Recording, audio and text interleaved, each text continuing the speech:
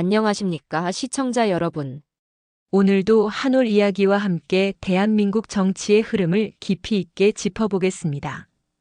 댓글로 의견을 남겨주시면 여러분의 생각이 다음 콘텐츠에 반영될 수 있습니다.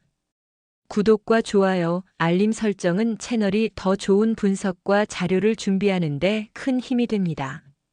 지금 국민의힘 전당대회는 겉으로는 차분해 보이지만 속을 들여다보면 치열한 수싸움이 이어지고 있습니다. 이번 선거는 단순한 당대표 선출이 아니라 차기 총선과 대선의 구도, 그리고 당의 체질을 바꿀 수 있는 중대한 분수령입니다. 혁신 세력과 반혁신 세력의 대립은 갈수록 뚜렷해지고 있고, 각 진영은 이미 굳어진 표심 속에서 지지층을 지키고 빼앗기 위한 물밑 경쟁을 벌이고 있죠. 이번 선거는 당대표뿐 아니라 최고위원, 청년 최고위원 선거까지 맞물려 있습니다. 어느 한 자리라도 반혁신 진영이 차지하게 되면 전체 판세가 흔들릴 수 있는 만큼 단일화와 전략적 선택이 절대적으로 필요한 시점입니다. 오늘은 이 복잡한 판세를 정리하고 누가 어떤 역할을 맡아야 하는지 전략적으로 분석해드리겠습니다. 현재 당대표 판세는 크게 두 축으로 나뉩니다. 혁신 진영에는 조경태 후보와 안철수 후보가 있고, 반혁신 진영에는 김문수 후보와 장동혁 후보가 있습니다.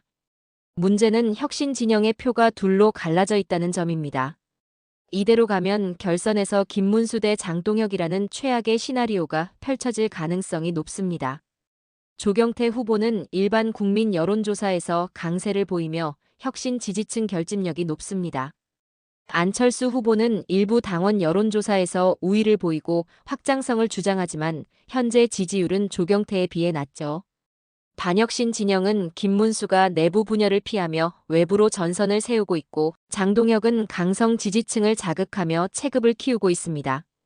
당대표 선거에서 혁신 세력이 승리하려면 표 분산을 막고 결선에 반드시 혁신 후보 한 명을 올려야 합니다. 그게 이번 선거의 승패를 좌우하죠. 현재 조경태와 안철수의 위치입니다. 조경태 후보는 강한 메시지와 지역 기반, 그리고 한동훈 전 대표 지지층의 우호적인 흐름까지 등에 업고 있습니다. 여론조사에서 일반 국민 대상 1위를 기록하며 이길 수 있는 혁신 후보라는 이미지를 굳혔죠. 안철수 후보는 확장성에서 장점을 내세웁니다.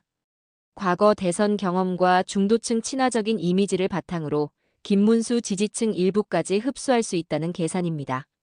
하지만 현재 당내 혁신 지지층 결집력은 조경태 쪽이 강합니다. 문제는 단일화입니다. 혁신 진영의 표가 계속 갈리면 결선 진출이 어려워지고, 설령 결선에 간다 해도 반혁신 진영에 밀릴 수 있습니다. 조경태와 안철수 모두 혁신 보수라는 방향성은 같습니다. 하지만 서로의 지지층을 통합할 결단이 없다면 이번 선거는 혁신 진영 전체에 뼈아픈 결과를 안길 수 있죠. 윤희숙의 선택과 의미는 무엇을 얘기할까요?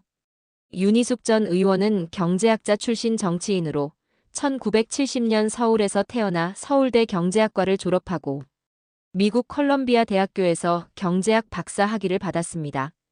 그는 한국개발연구원 KDI 국제정책대학원 교수와 세계은행 WB 이코노미스트를 거쳐 2020년 제21대 국회의원으로 정치에 입문했습니다.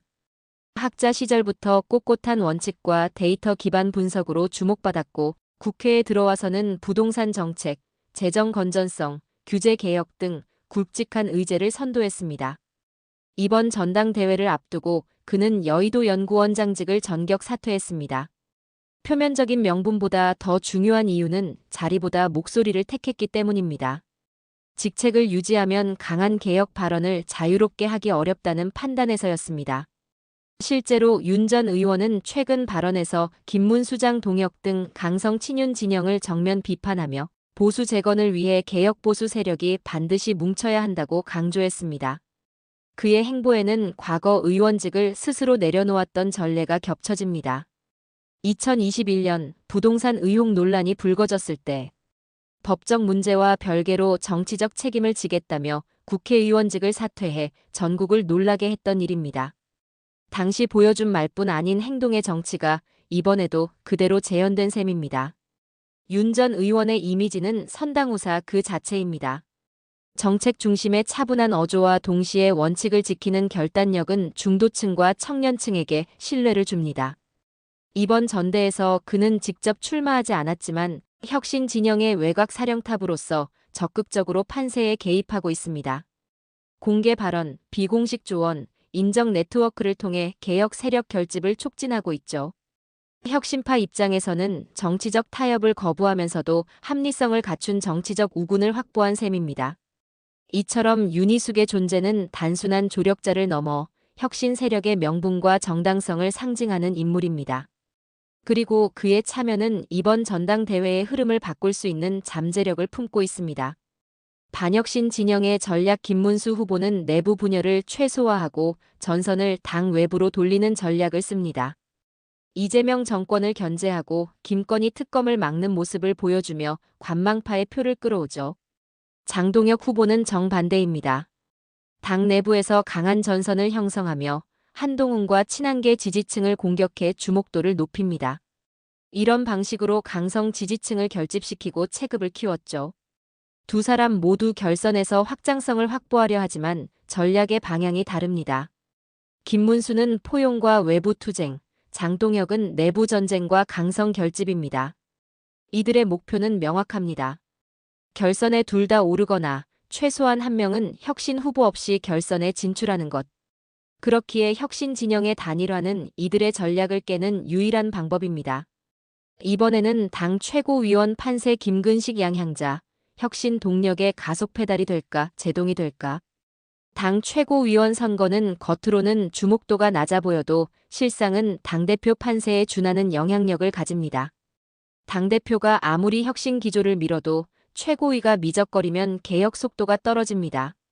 반대로 최고위가 민심 중도 세대의 신호를 정확히 포착해 반영하면 대표의 어젠다가 의제, 설정 의사 결정 집행 단계로 빠르게 연결되죠. 이번 전대의 숨은 질문은 단순합니다. 혁신 메시지를 누가 더 멀리, 덜 부딪히고 더 넓게 전달할 수 있느냐입니다. 이 지점에서 김근식과 양향자 두 인물이 동시에 소환됩니다. 기질, 경력, 대중인상은 다르지만 묶어놓고 보면 정책 설득력과 외연 확장이라는 공통분모가 선명합니다. 혁신 대표가 당선돼도 최고위가 엇박자를 내면 동력이 꺾입니다. 반대로 이 조합이 맞물리면 수도권 회복 중도 신뢰 회복 산업과 청년 아젠다가 같은 방향으로 굴러갑니다. 선거는 감정이 아니라 동학이고 그 동학은 조합에서 만들어집니다. 김근식은 학계와 방송을 오가며 대중정치 언어를 확보한 정책형 스피커입니다. 1965년생, 경남대 정치외교학과 교수 출신으로 최근 몇 년간 보수 내부의 과잉동원 프레임을 비판하며 주목받았죠. 과거 회기 대신 보수 재건을 전면에 내세우고 강약성 유권자가 동시에 납득할 수 있는 문장을 만들어내는 타입입니다. 수도권 중 도무당층이 듣기 좋아하는 단어를 고르고 TV, 라디오, 유튜브를 가리지 않는 노출로 메시지 도달률을 높입니다.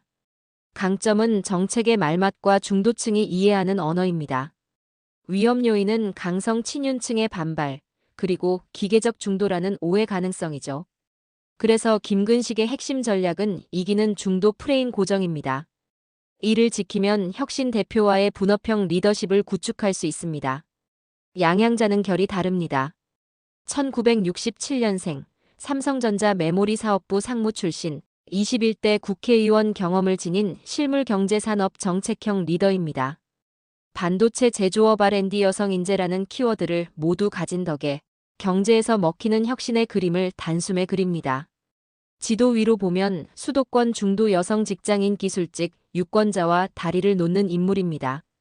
강성 대결의 볼륨을 줄이고 먹고 사는 문제를 전면에 내세울 때 설득력이 커집니다.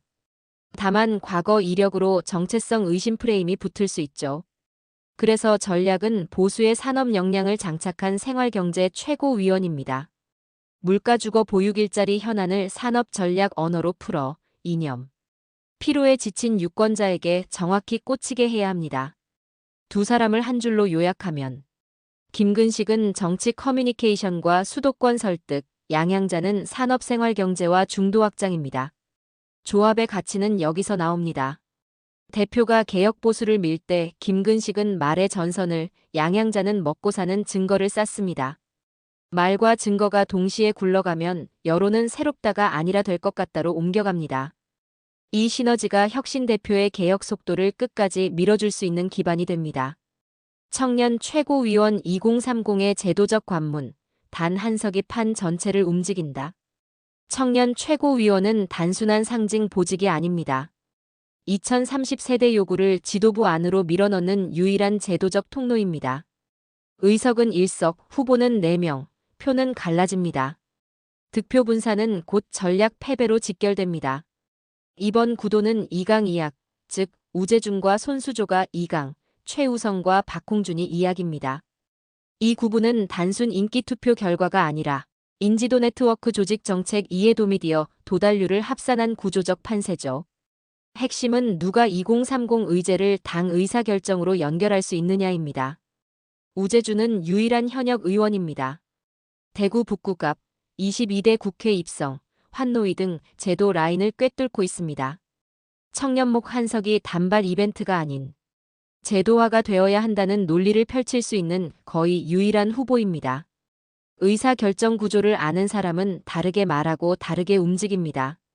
예산법 안심사 당론 형성을 이해하는 순간 청년 의제는 요청이 아니라 결정으로 옮겨집니다. 강점은 정책을 문장으로 만들고 문장을 표결로 넘기는 힘입니다. 약점은 선거전에서 온 건 이미지로 보일 위험이죠. 그래서 정책 현장을 묶는 콜라주 전략이 필요합니다. 손수조는 스토리와 인지도가 강점입니다. 2012년 부산 사상에서 문재인과 맞붙으며 전국적 인지도를 얻었죠. 이번 전대에서도 인터뷰 합동 연설을 이어가며 동원력과 확장성을 동시에 노립니다. 청년 정치 20 청년 공천 확대 등 세대 전면 배치 카드를 전면에 내세웁니다. 강점은 누군지 안다는 자체 브랜드, 약점은 인지도 의존 프레임입니다. 해결책은 분야별 청년 정책 설계팀 공개로 인물과 정책의 이중 채널을 만드는 것입니다. 최우성은 청소의 프로 대표라는 독특한 경력으로 노동돌봄 빈집, 정리 등 생활 최전선에서 온 스토리를 갖고 있습니다. 선명한 메시지와 이미지가 단번에 각인되지만 과제는 의제를 제도 언어로 번역하는 속도입니다. 현장의 분노와 조항 예산 치환 훈련이 필수입니다. 박홍준은 중앙청년위원회 직무대행 경험이 있고 조직 네트워크를 강조합니다. 강점은 실행력, 약점은 전국적 인지도입니다. 당규 개정 어젠다를 무기로 삼아 실행 이미지를 강화하는 전략이 필요합니다. 승부 전략은 명확합니다. 혁신표의 분산을 막아야 합니다. 우재준 제도 정책과 최우성 현장 선명성, 단일화가 가장 효율적입니다. 한 명은 정책의 길을, 다른 한 명은 현장의 힘을 담당해 2030에 듣기 좋다가 아닌 바뀐다를 체감하게 해야 합니다. 여기에 손수조의 세대 전면 배치 논리와 박홍준의 당규 개정 의제를 흡수하면 청년 최고위원 일석이 상징을 넘어 결정으로 바뀝니다. 그 한 석이 바뀌면 최고위, 당대표, 그리고 내년 총선의 세대 구도까지 함께 움직이게 됩니다. 이번 국민의힘 전당대회는 단순한 당 지도부 선거가 아닙니다. 당의 미래 노선, 내년 총선 승패, 그리고 차기 대선의 초석까지 결정되는 중대한 분수령이죠. 혁신 진영이 승리하려면 무엇보다 표 분산을 막는 단일화가 절대적으로 필요합니다. 현재 판세를 보면 조경태 안철수 모두 개혁 보수라는 방향성은 같지만 서로의 지지층이 겹치면서 힘이 분산되고 있습니다. 이대로 가면 결선에서 반혁신 진영의 승리가 유력해지고 그 순간 당의 체질 개선은 멀어지게 됩니다. 또한 이번 선거는 최고위원 청년 최고위원 자리까지 모두 연결되어 있습니다. 단 한 자리라도 반혁신 세력이 차지하면 개혁 흐름 전체가 제동을 맞게 됩니다.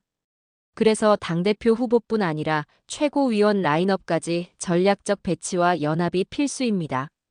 단일화 과정에서 상호 양보와 명분을 확보하는 것이 중요하며 이것이 바로 유권자들에게 우리가 당을 살리기 위해 하나가 됐다는 강력한 메시지를 줄 수 있습니다. 더 나아가 혁신 진영은 한동훈 전 대표 지지층의 에너지를 효율적으로 흡수해야 합니다. 이 팬덤은 비공식적이지만 여론 형성과 투표 참여에 큰 영향을 미칠 수 있는 집단입니다. 자연스럽게 그들의 지지가 한 후보에게 모이게 만드는 흐름을 만들어야 하죠. 결국 이번 선거의 승부는 누가 혼자 잘하느냐가 아니라 누가 함께 승리 구조를 만들 수 있느냐에 달려 있습니다. 표 계산에만 매몰되면 패배합니다. 그러나 명분과 전략을 모두 갖춘 단일화를 이끌어낸다면 혁신 진영은 당의 주도권을 되찾고 국민의힘의 체질을 근본적으로 바꿀 기회를 잡을 수 있을 것입니다. 시청자 여러분, 오늘의 분석이 여러분의 판단에 도움이 되었길 바랍니다. 정치판은 항상 변수와 돌발 상황이 있지만 그 속에서도 흐름을 읽는 사람만이 미래를 예측할 수 있습니다.